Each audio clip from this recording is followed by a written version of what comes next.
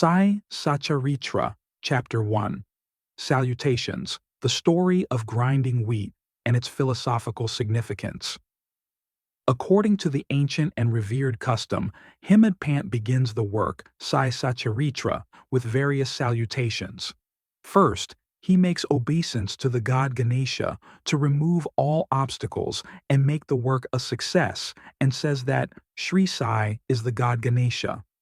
Then, to the goddess Saraswati to inspire him to write out the work, and says that Sri Sai is one with this goddess and that he is himself singing his own life.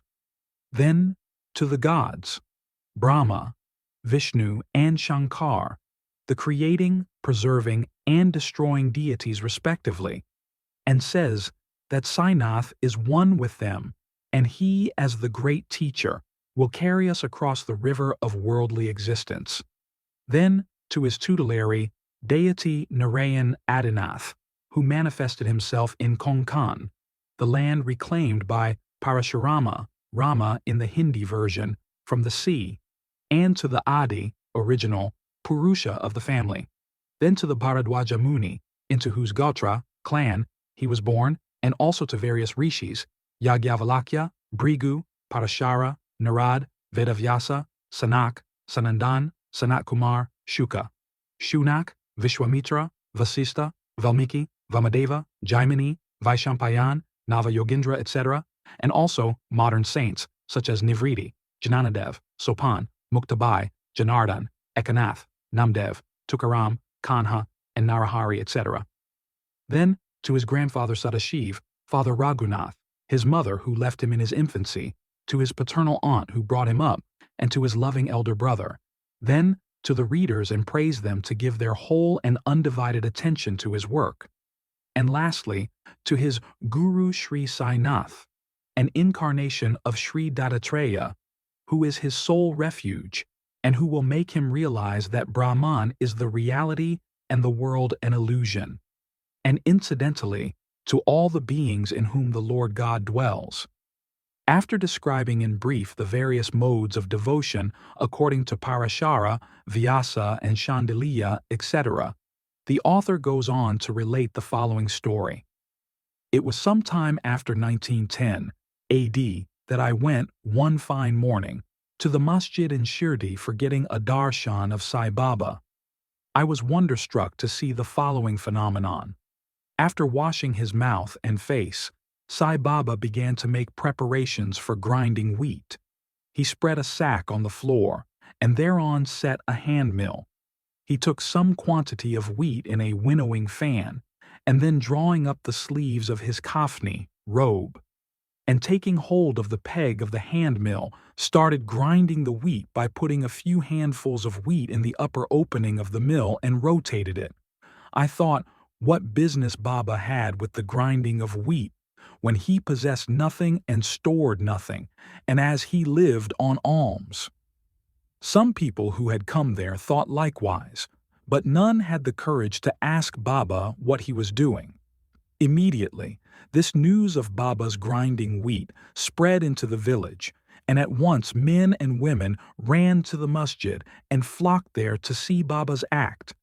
4 bold women from the crowd forced their way up and, pushing Baba aside, took forcibly the peg or handle into their hands and, singing Baba's leelas, started grinding. At first Baba was enraged, but on seeing the women's love and devotion, he was much pleased and began to smile. While they were grinding, they began to think that Baba had no house, no property, no children, none to look after, and he lived on alms. He did not require any wheat flour for making bread or roti. What will he do with this big quantity of flour? Perhaps, as Baba is very kind, he will distribute the flour amongst us. Thinking in this way while singing, they finished the grinding, and after putting the hand mill aside, they divided the flour into 4 portions and began to remove them one per head. Baba, who was calm and quiet up till now, got wild and started abusing them, saying, "Ladies, are you gone mad? Whose father's property are you looting away? Have I borrowed any wheat from you so that you can safely take the flour? Now please do this. Take the flour and throw it on the village border limits." On hearing this, the women felt abashed and, whispering amongst them, went away to the outskirts of the village and spread the flour as directed by Baba. I asked the Shirdi people, what was this that Baba did? They replied that as the cholera epidemic was spreading in the village, and this was Baba's remedy against the same, it was not wheat that was ground, but the cholera itself was ground to pieces and pushed out of the village. From this time onward, the cholera epidemic subsided, and the people of the village were happy. I was much pleased to know all this, but at the same time my curiosity was also aroused. I began to ask myself, what earthly connection was there between wheat flour and cholera? What was the causal relation between the two? And how to reconcile them? The incident seems to be inexplicable. I should write something on this and sing to my heart's content Baba's sweet Leelas. Thinking in this way about this Leela, my heart was filled with joy, and I was thus inspired to write Baba's life, the Satcharitra. And as we know, with Baba's grace and blessing, this work was successfully accomplished. Philosophical significance of grinding. Apart from the meaning that the people of Shirdi put on this incident of grinding wheat, there is, we think, a philosophical significance too. Sai Baba lived in Shirdi for about 60 years, and during this long period, he did the business of grinding almost every day, not however the wheat alone, but the sins, the mental and physical afflictions, and the miseries of his innumerable devotees. The two stones of his mill consisted of karma and bhakti, the former being the lower and the latter the upper one. The handle with which Baba worked the mill consisted of jnana. It was the firm conviction of Baba that knowledge or self-realization is not possible unless there is the prior act of grinding of all our impulses, desires, sins, and of the three gunas, viz. Sattva, Raja, and Tama, and the ahamkara, which is so subtle and therefore so difficult to be got rid of.